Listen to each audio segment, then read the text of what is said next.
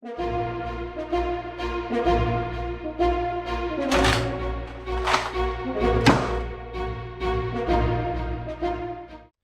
everyone, I'm Annan, and today at the workbench we're going to take a look at my brass breech Nerf Slingfire. Before we look at the internals, let's briefly discuss the cosmetic mods of this blaster.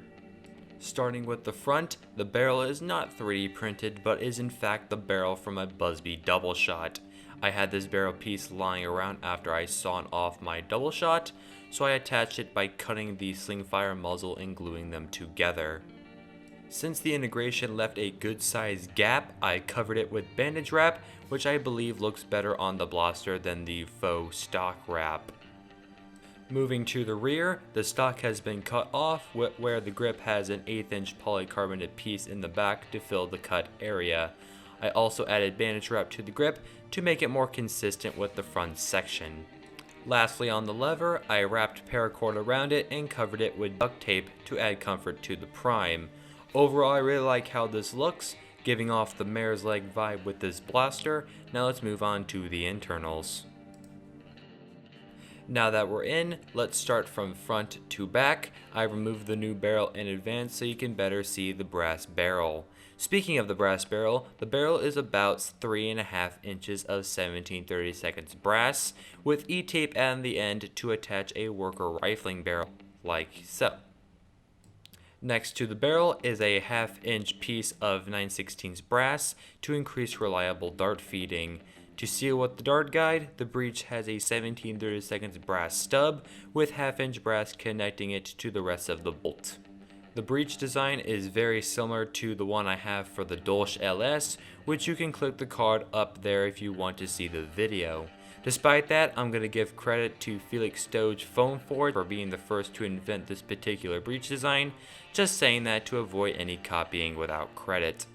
Attached to the bolt is a worker metal bolt sled, which I added because the stock won't split apart while I was trying to remove the breech. Moving back, the plunger tube is still stock, but the spring was replaced to a 6 to 7 kg retaliator spring that I got from an old blaster parts kit. All the locks are gone, and lastly I reinforced the stock lever by hot gluing the briefy spring in the clutch to prevent slipping in the prime. With all that said, let's button this up, head over to the chronograph, then discuss how you can add this to your arsenal. For the readings, I got the worker rifling barrel attached and I'll be shooting max darts through a Talon mag. So let's begin.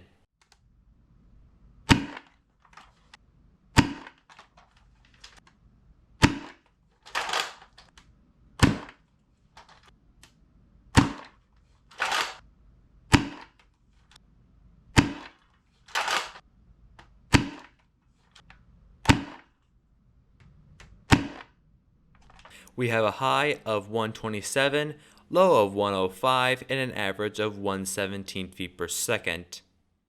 Next, we're outside to see if I can hit the target at 40 feet, because of the 110 to 120 FPS range in mind. So, let's plink.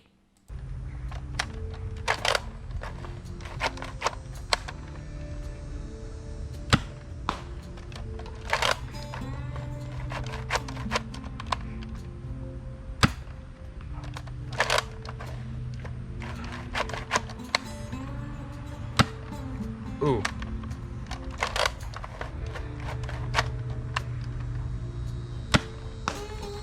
Hit.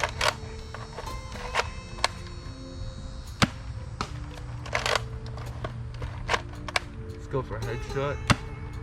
Oh. Oh. A little too low. Oh, they're really burning.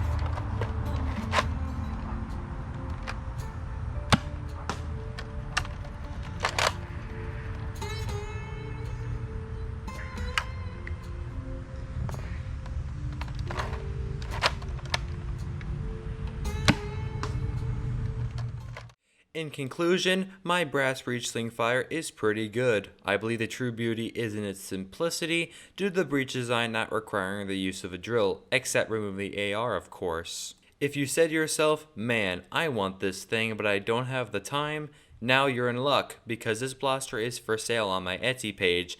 So I'll put a link in the description box to my homepage and this particular listing if you have the desire to buy this or my other blasters on Etsy. With that said, hope you guys enjoyed this video, thanks for watching and happy modding.